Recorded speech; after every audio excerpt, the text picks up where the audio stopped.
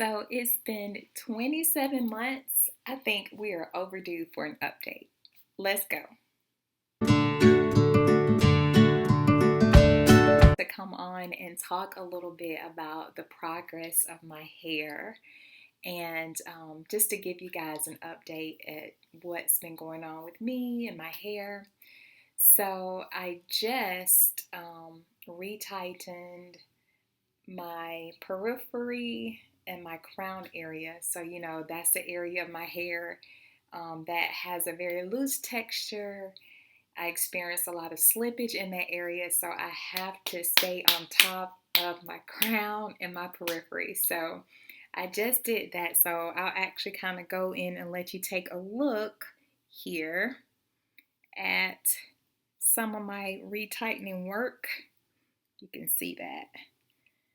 So my hair is still very, it's low density in this area, and I still, I did pretty good. There were only maybe like two that slipped out this time, so I'm really trying to do a good job and keep up with that because I don't see my loctician until June, I think like the end of June.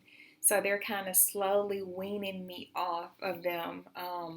So I did take the online retightening class, and so the better I get, the further apart my appointments are with my loctician. So I last saw my loctician, I think it was maybe about like 6 weeks ago.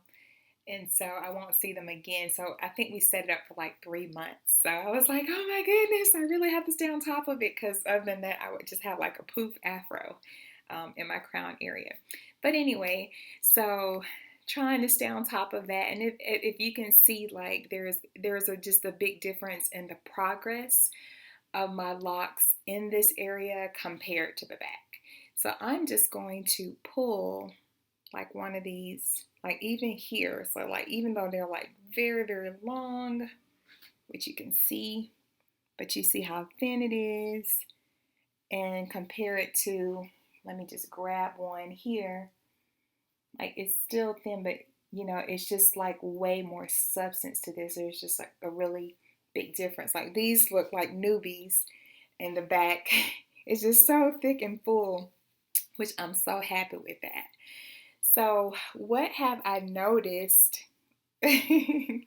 with my hair? So I'm 27 months. My locks were established January of 2020 in Toledo, Ohio at Natural Dominion. And, one of my big things is that I do have really fine, thin hair. And I'll try to slip in one of my installation pictures just so you can see, because it may not look like it now just because my hair has flourished a lot, but I still really do still have fine, thin hair. But, so we're coming up on 27 months, so a little over 2 years. But I just noticed some awesome changes. And then this little one lock that I keep playing with, like, it's just, it just really shows like how much my hair has grown. And I'll just give you like an up close view there of it. But yeah, I need to measure these to see how long my longest lock is. But it's just really filling out in the back, like the back part, and I'll just kind of turn around so you can see. So my hair in the past, it would always stop about right here, like it wouldn't grow as much in the back. But as you can see, it's really flourishing, and I need to retighten the back part. But I just want to just kind of open my hair so you can see the scalp. So there is some new growth there. But it's just filling out really, really nicely there. So I just want to say there is hope. If you have thin, fine hair, locks is a way to just let your hair grow naturally and flourish.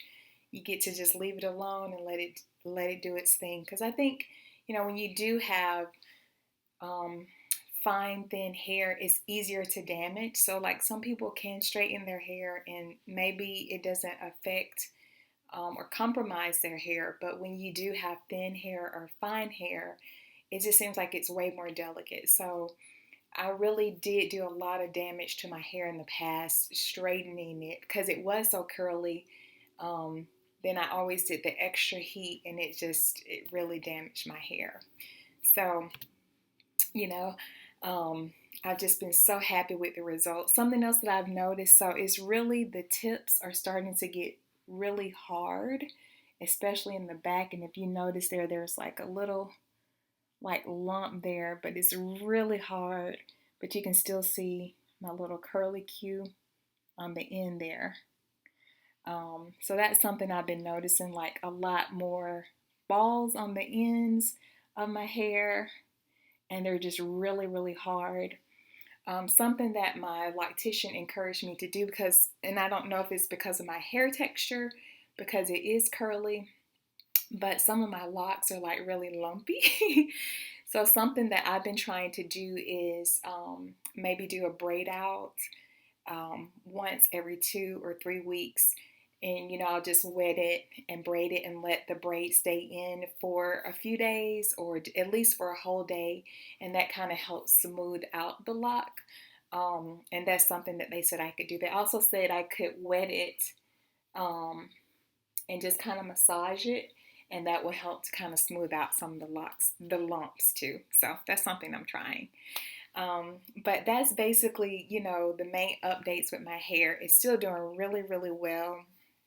And I think I will post another video to talk more about what's going on in my crown, because there have been some other issues that I had to, consult my dermatologist about. So I want to share that as well. Um, Also, before I had been talking about my children's book. So my lock journey really motivated me to, I wanted to share what I learned about my hair. Like, your hair can grow. You don't have to do all these different things to it. So I wrote and illustrated a children's book that features locks. It's called Browni Locks and the Three Combs. And maybe I'll post another video just to show it to you. But it features locks. It's just spreading the lock love. It's all about embracing your natural hair. So I always make sure I put the link in the description. So check the description box if you want to see it. And it's just something to encourage hair love, more hair love. But thank you so much for watching, and I'll try to keep you updated.